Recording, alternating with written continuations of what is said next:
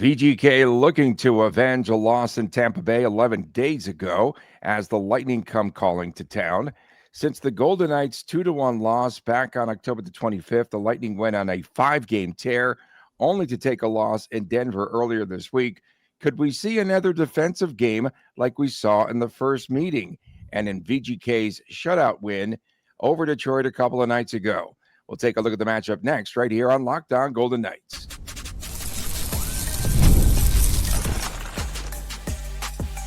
You're Locked On Golden Knights, your daily podcast on the Vegas Golden Knights, part of the Locked On Podcast Network, your team every day.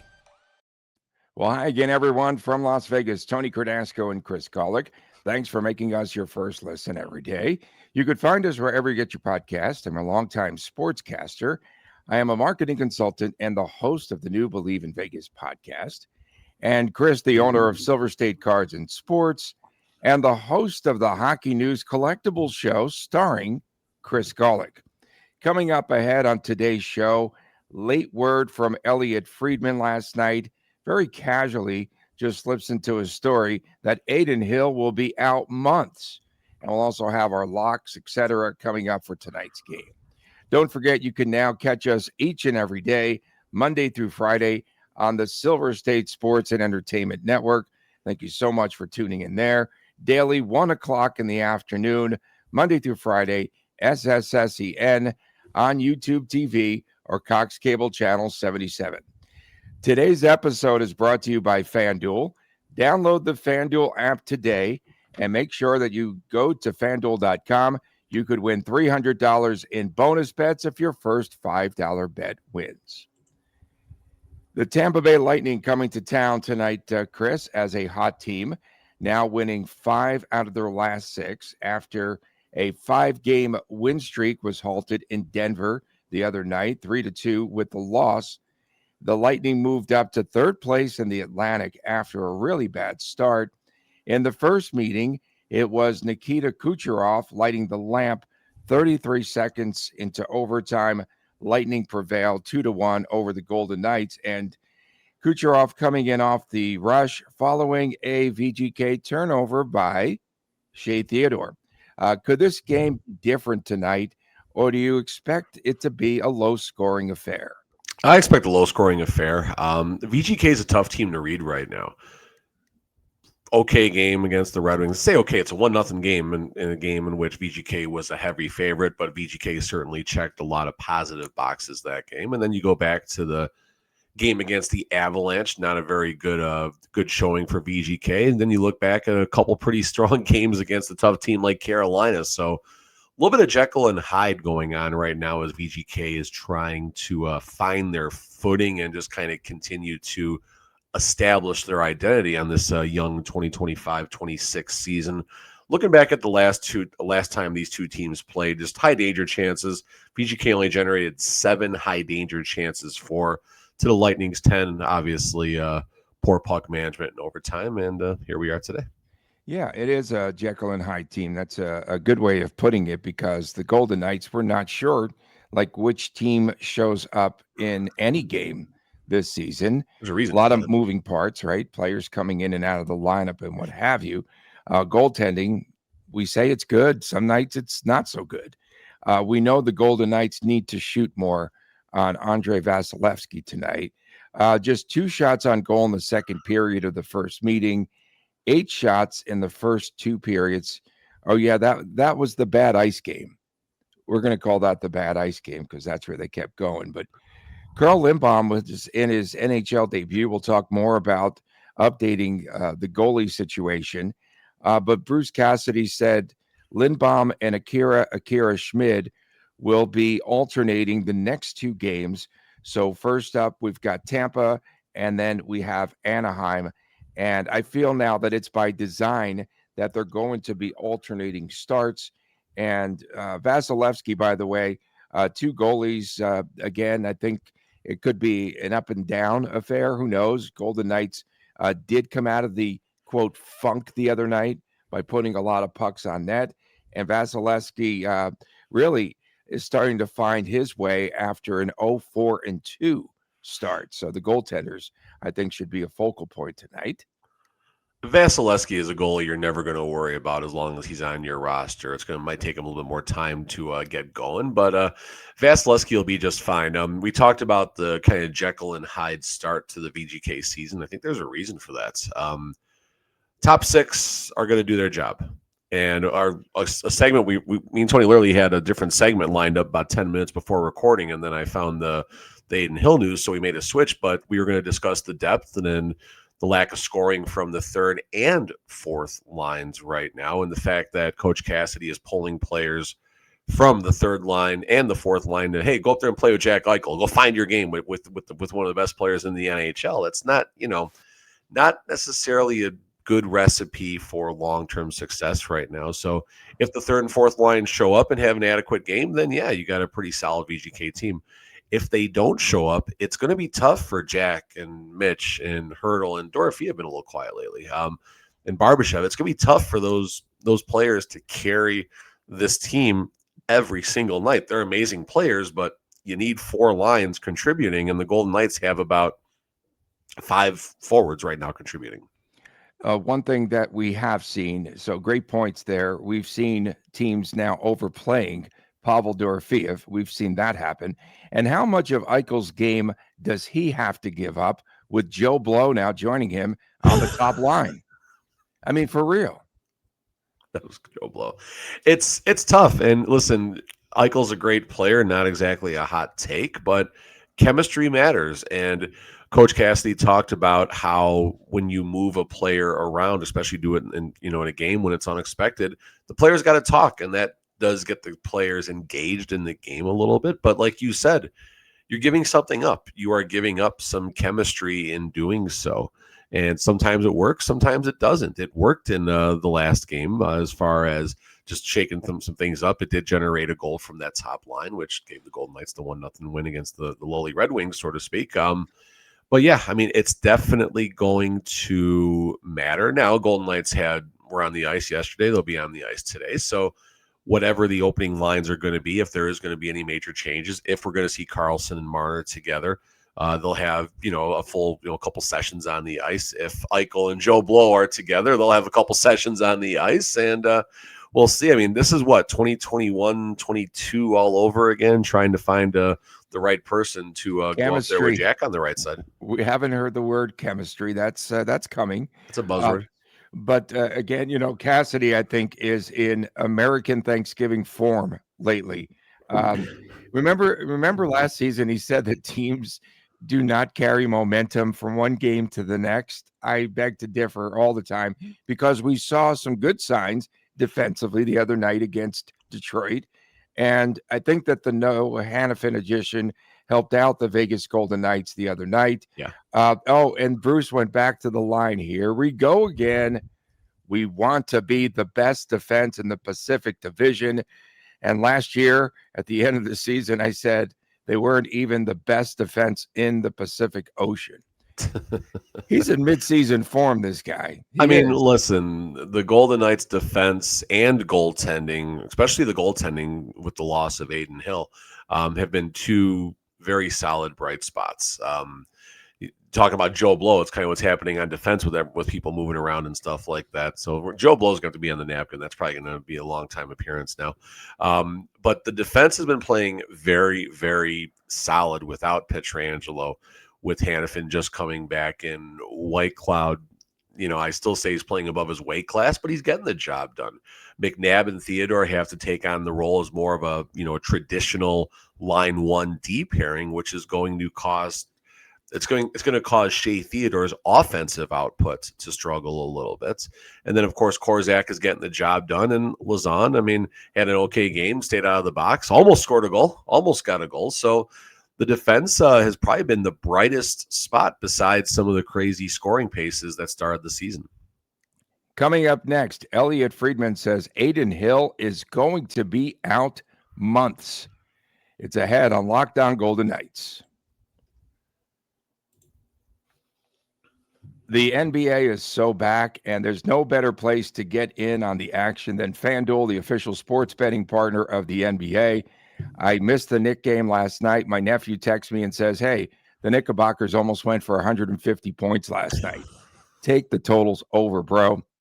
Even if you missed the start of the game, you want to ride the hot hand. FanDuel has live bets on everything from who will score, who's going to score next, and then the next bucket to fourth quarter comebacks. Plus, you can even combine your bets into the same game parlay for a shot at a bigger payout. It keeps every game exciting, especially when your team's making the late push. And right now, FanDuel is giving new customers $300 in bonus bets when you win your first $5 bet. That's right. You get $300 in bonus bets to utilize across the application if your first $5 bet wins. So head on over to FanDuel.com. You can sign up today. Play your game with FanDuel, the official sports betting partner of the NBA.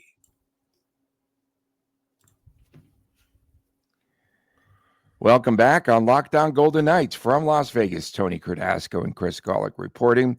Check us out on SSSEN Daily. You could find it on YouTube TV. Unlike ESPN, you could find our show on YouTube TV, 1 o'clock daily, each and every day, Monday through Friday. Tomorrow, WTF Day around here. Of course, What the Friday with all of your comments. So jump on board. Already another Friday. And you have do you have a review of the Blue Man Group from last night? Amazing show as always. It's fun, it's right? A show it's that hasn't changed much in nearly the last 33 years of existence or whatever it is, but it's remarkable. And there's a locals deal you can find right now, half price. I mean, we actually sat front row for $200 as a family. That was pretty good. That's terrific. And the kiddos loved it. They liked the show. Oh yeah, they were the best thing was they kept asking, what kind of show is this? Is it a concert? Kinda. Is it comedy? A little bit. Is it a visual thing? Yeah, kinda. Just you're gonna be entertained and just fun. Yeah.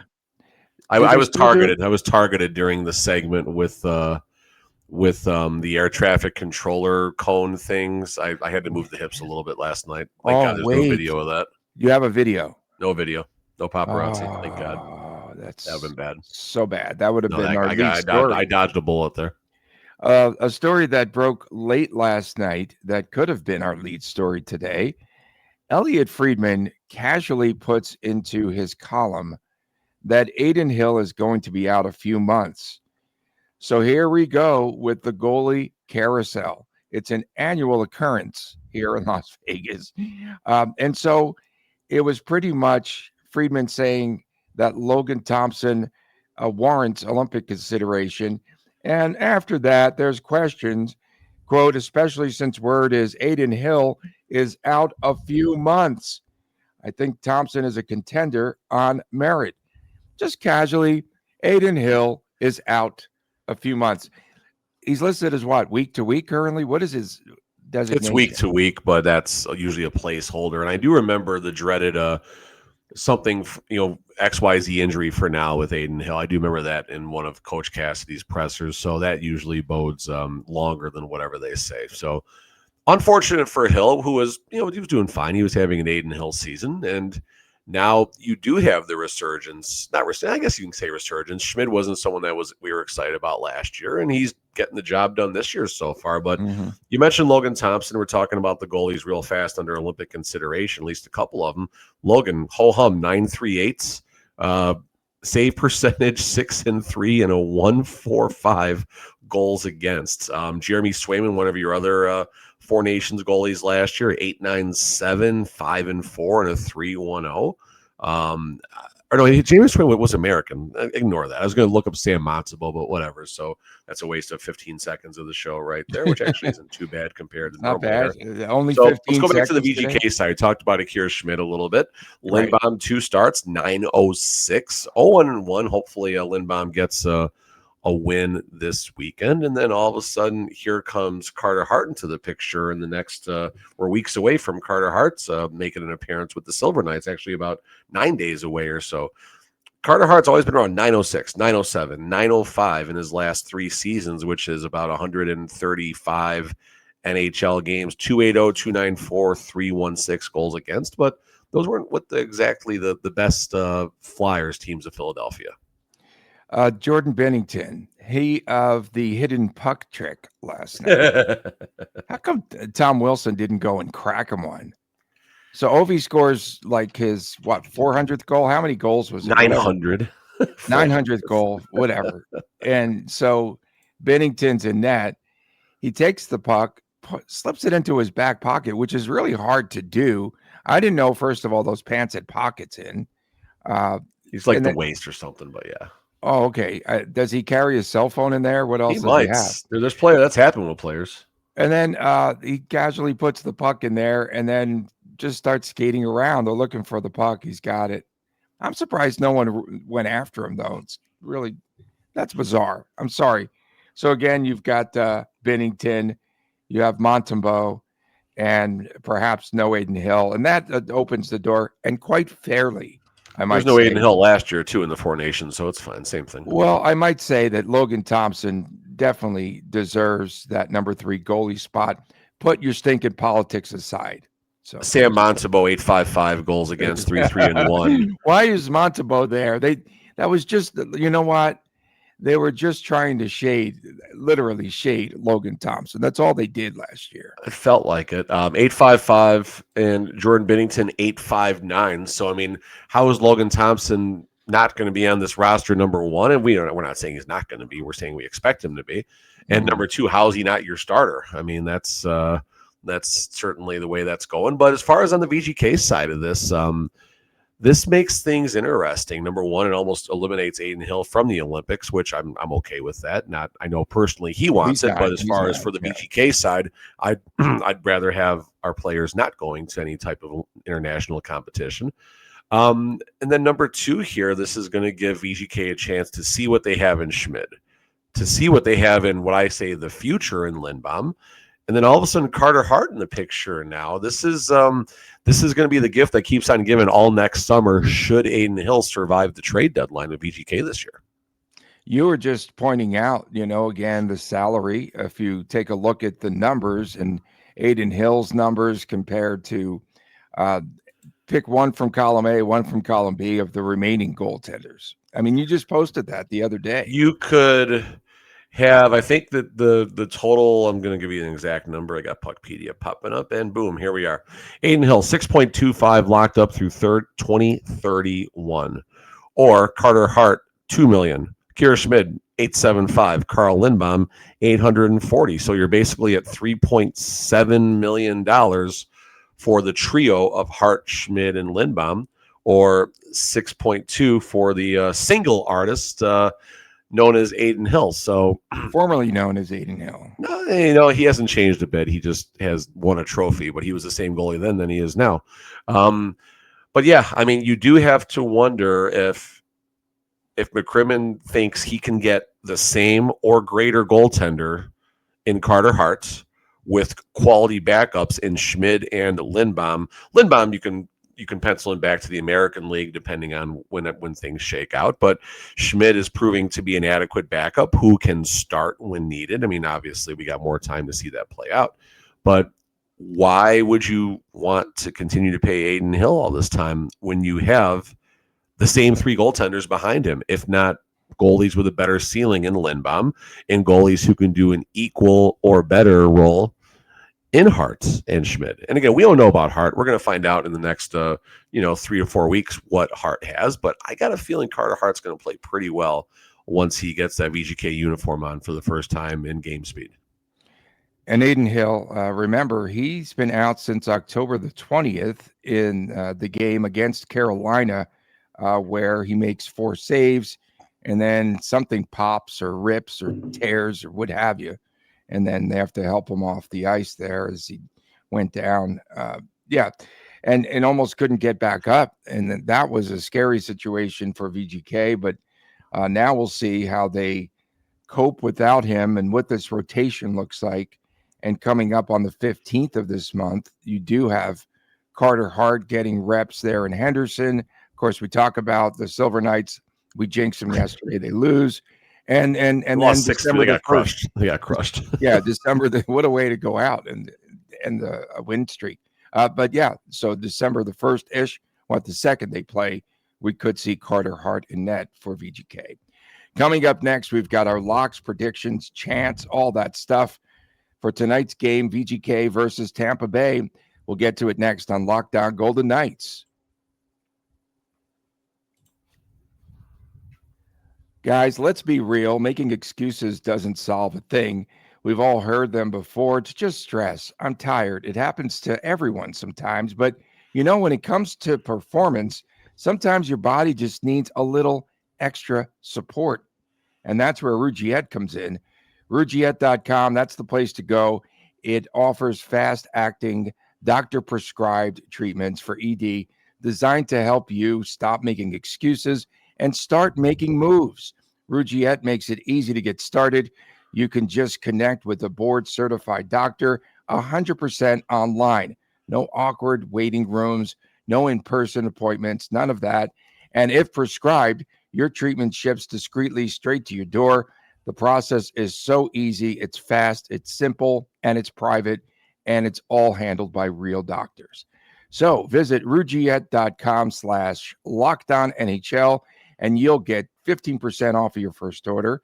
That's RUGIET.com/LockedOnNHL. And don't forget to use the promo code LockedOnNHL so they know that we sent you. Rugiet.com. Again, stop making excuses and start making moves. Back on this Thursday edition of Locked On Golden Knights from Las Vegas, Tony Cardasco and Chris Golick. Tomorrow's WTF Day. We should have a lot of funsies with that. It's always a lot of fun. Of course, maybe we'll get deeper into Chris shaking his Akira hips don't lie last night at the Big Blue Man group show. So every VGK defenseman had at least one shot on net against the Red Wings, except for Zach Whitecloud. The D-man, 8 shots on goal, 3 from Noah Hannafin. That's pretty good. So, yeah, they are becoming the best in the Pacific Division for now, for one game. I feel that Noah Hannafin's going to break through. Jeremy Lazan had a rare point and assist for the Blue Liners. He had a goal taken off the board. I'm going to go tonight with 5-4, the decision, with Hannafin and Sissons leading the Golden Knights to the win. I feel like Tampa's a little fraud, man, a little bit fraudulent right now, even though they had that 5-game win streak. And ridiculous stats again in the face-off circle. So you're saying Vegas wins, right? Did I hear that? Vegas wins, yes. Okay. I think that Tampa Bay is a little bit fraudulent for the moment. But at any point, Vasilevskiy can shut him out, as we know. How about those ridiculous stats in the face-off circle where Tomas Hertl, 15 wins, 1 loss, 93.8%. Is that the best in VGK history with 16 attempts in the circle? How about Jack Eichel in the Detroit game? 67.5% in the faceoff circle. He will win awards, folks. This is the difference maker. And Sissons, who's supposed to be the faceoff guy, just 3 for 9. First game back for Sissons. Let's see how the next couple of games go. They won 41 faceoffs, the Golden Knights. Yeah, I mean, little things matter. That's a big part of the game. Come on. VGK's minus 128, Tampa plus 106. Pretty much a pick 'em. So if this game is in Tampa, the line's going to be flip flopped. Yes, 5.5 on the over under Tampa. Or sorry, 5.5 on the over under minus 134 if you go over, plus 110 if you go under. 5 and a hook. 5 and a hook. Yeah, it's going over. That's going over. Go ahead. All right. So a couple prop bets that I like. I want to link Eichel and Kucherov, 8+ shots combined between the two of them. That gets you plus 155 on FanDuel. Mm-hmm. And then I'm going to link together. I love keeping bets together because if this one hits, then you got a reasonable chance at some of these other ones coming in. So Tampa 30+ shots on goal plus 145. VGK 30+ shots on goal plus 100. So basically, if the Eichel and Kuch prop come in, you got a reasonable chance of going 2 for 3 there and having a nice little payday. As far as my locks of the night, I'm going to continue with the low scoring perspective. I'm going 2-1 VGK, and I like the defense as well. I'm going Hannafin and White Cloud. We'll see if they can get something on the board. And I got a fun little chance, my single game parlay. Here we go.